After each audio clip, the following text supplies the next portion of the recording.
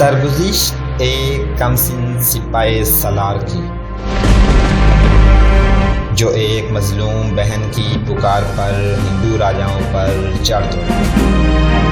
تاریخ اسلام کے اس جرنیل نے بہادری، شجاعت اور قوت ایمانی سے نہ صرف سندھ کو فتح کیا بلکہ اپنے حسن سلوک سے وادی سندھ کو اسلام کے نور سے منور کر دیا۔ توحید پہ جان نشاور کرنے والے اس سپاہی کی کہانی شروع کرنے سے پہلے آپ سے گزارش ہے کہ ہمارے چینل گلوبل نالج کو سبسکرائب کریں اور گھنٹی کے بٹن کو ضرور پریس کریں تاکہ ہماری ہر آنے والی ویڈیو آپ تک بآسانی پہنچ سکے۔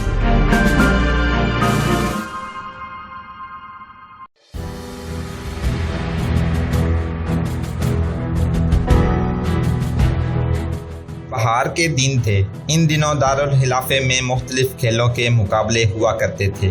ان کھیلوں میں شاہ سواری، نیزہ بازی، تیغ زنی، تیر اندازی اور کشتی خاص طور پر شامل تھیں۔ خلیفہ عبد الملک بن مروان کے دور میں فوج زیادہ تر جنگ و جدل میں مصروف رہی تھی۔ جیسا کہ بتایا جا چکا ہے، عبد الملک نے باغیوں کا خاتمہ کر دیا تھا، اس لیے اب اس کے بیٹے ولید بن عبد الملک کے دور میں امن و امان تھا۔ فوج فارغ تھی، اس لیے اس خلیفہ نے فوج میں یہ سرگرمی پیدا کر دی تھی کہ ہر سال دارالخلافہ میں جنگی نوعیت کے کھیلوں کے مقابلے ہوتے تھے۔ یہ مقابلے اس قدر سخت ہوتے تھے کہ ان میں کوئی مر بھی جاتا تو مارنے والے سے باز پرس نہیں ہوتی تھی۔ ایک روز خلیفہ کا قاصد بصرہ میں حجاج بن یوسف کے لیے پیغام لایا کہ حجاج سالانہ کھیلوں میں شرکت کے لیے فوراً آئے۔ کھیلوں کے علاوہ سلطنت کے کچھ بحث طلب امور بھی تھے۔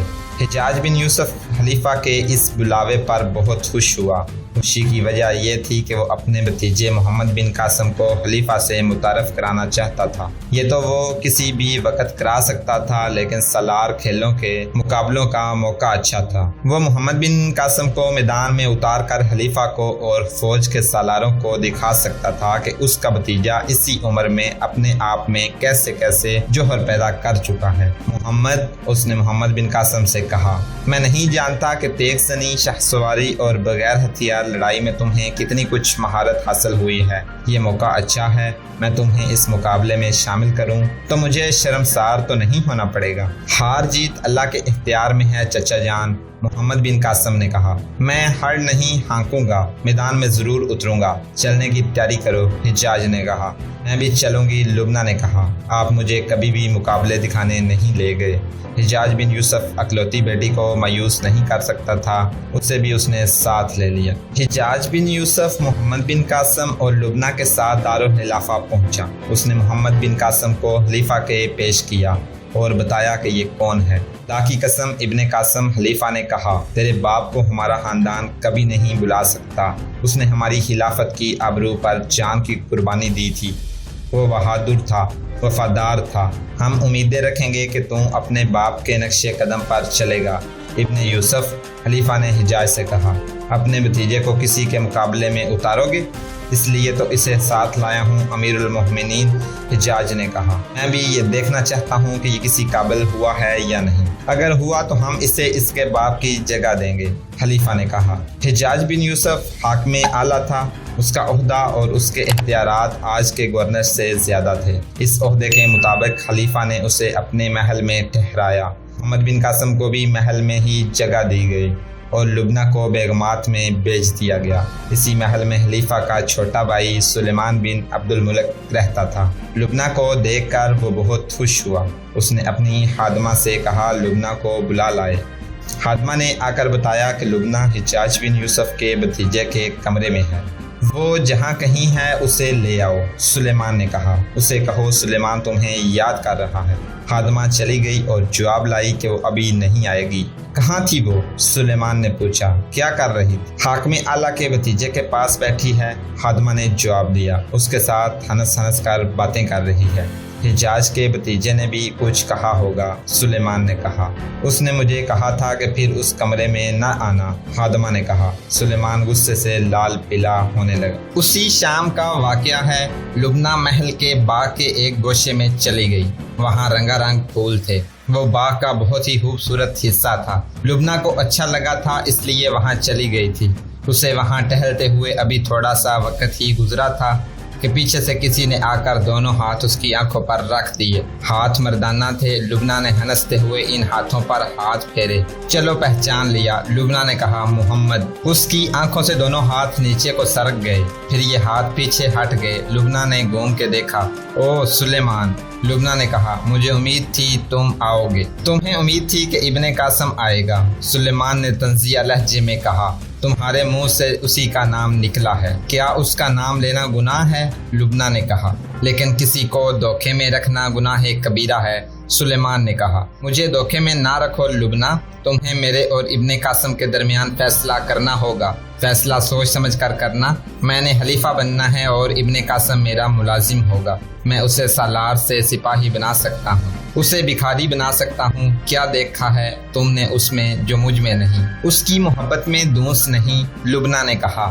میں اسے اس وقت بھی چاہوں گی جب وہ سالار ہوگا، اور جب وہ سپاہی ہوگا تو میں اسے پہلے سے زیادہ چاہوں گی، اور جب تم اسے بھکاری بنا دو گے تو میں اسے کسی کے آگے ہاتھ نہیں پھیلانے دوں گی۔ میری محبت عہدوں اور رتبوں کی پابند نہیں۔ لبنہ وہاں سے چل پڑی۔ سلیمان اس کے پیچھے لپکا اور اس کا بازو پکڑ لیا۔ اب وہ محبت کی بھیک مانگنے لگا، لبنہ کو بچپن کی محبت یاد دلانے لگا۔ لبنہ وہاں رکنا نہیں چاہتی تھی اور سلیمان اسے جانے نہیں دے رہا تھا، لپک لپک کر اسے پکڑتا تھا۔ سلیمان، ایک بھاری بھرکم سی آواز آئی۔ سلیمان اور لبنہ نے ادھر دیکھا۔ پھولوں کے پیچھے حجاج بن یوسف کھڑا تھا۔ اچھا ہوا کہ میں نے خود دیکھا ہے، حجاج نے کہا، اور میں نے اپنے کانوں سے سنا ہے جو تم نے کہا اور جو میری بیٹی نے کہا۔ میرے عزیز، جوانی اندھی ہوتی ہے۔ میں تمہیں کچھ نہیں کہوں گا، صرف یہ کہوں گا کہ میں اپنی بیٹی کا ہاتھ تمہارے ہاتھ میں نہیں دے سکتا۔ یہ فیصلہ میرا ہوگا، میری بیٹی کا نہیں۔ تم جانتے ہو تمہاری ہی عمر کا میرا اپنا بھتیجا ہے، وہ میرے بھائی کی نشانی ہے، محمد بن قاسم۔ میری بیٹی اس کی بیوی بنے گی۔ لبنہ سر جھکائے کھڑی تھی۔ حجاج نے اسے اپنے ساتھ لیا اور چلا گیا۔ سلیمان وہیں کھڑا انہیں دیکھتا رہا۔ اس کے چہرے پر جو تاثر آ گیا تھا وہ بتا رہا تھا کہ اس نوجوان کا خون ابل رہا ہے اور وہ سوچ رہا ہے کہ اس لڑکی کو کس طرح حاصل کرے اور حجاج اور محمد بن قاسم کو نیچا دکھائے۔ 2 دنوں بعد یوں لگتا تھا جیسے تمام تر عرب کے لوگ اس شہر میں اکٹھے ہو گئے ہوں۔ باہر سے آئے ہوئے لوگوں نے میدان میں خیمے گاڑ لیے تھے۔ جدھر نگاہ جاتی تھی انسان، گھوڑے اور اونٹ نظر آتے تھے۔ شہر کی گلیوں اور بازاروں میں چلنے کا راستہ نہیں ملتا تھا۔ بہت ہی وسیع اور عریض میدان تھا۔ انسانوں، گھوڑوں اور اونٹوں کا یہ سمندر اس میدان کے ارد گرد سمٹ آیا تھا۔ ایک طرف ایک لمبا چبوترا بنا ہوا تھا، اس پر شامیانے لگے ہوئے تھے، ان کے نیچے کرسیاں رکھی تھیں۔ سب سے آگے ایک شاہانہ کرسی تھی جس پر خلیفہ ولید بن عبد الملک بیٹھا تھا۔ اس کے دائیں اور بائیں اس کی بیگمات بیٹھی تھیں۔